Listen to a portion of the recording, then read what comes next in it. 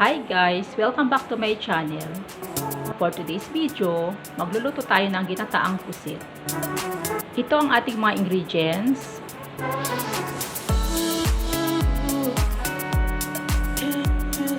So mag-start na tayo magluto. Mag-add ako ng cooking oil.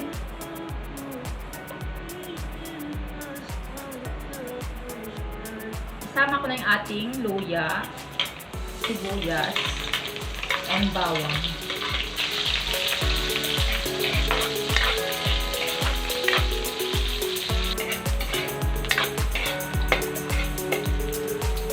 Isama ko na rin yung ating sili.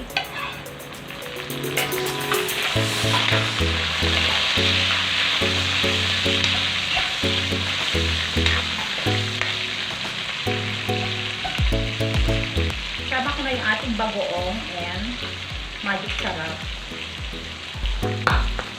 or seasoning granules.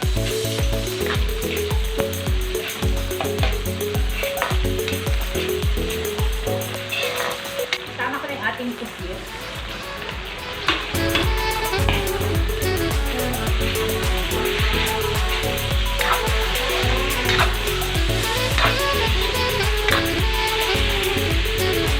Mag-add ako ng paminta.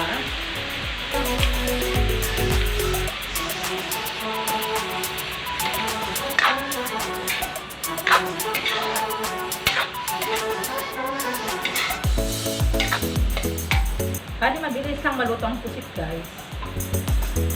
Sama ko na yung ating pure coconut milk.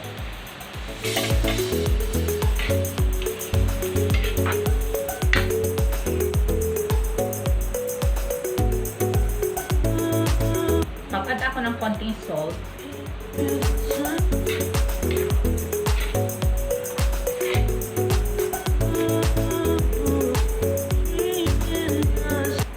At hindi ko na siya tatakpan.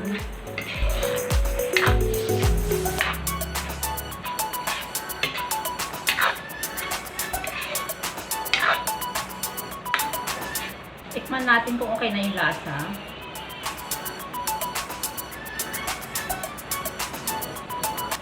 Tama na yung lasa.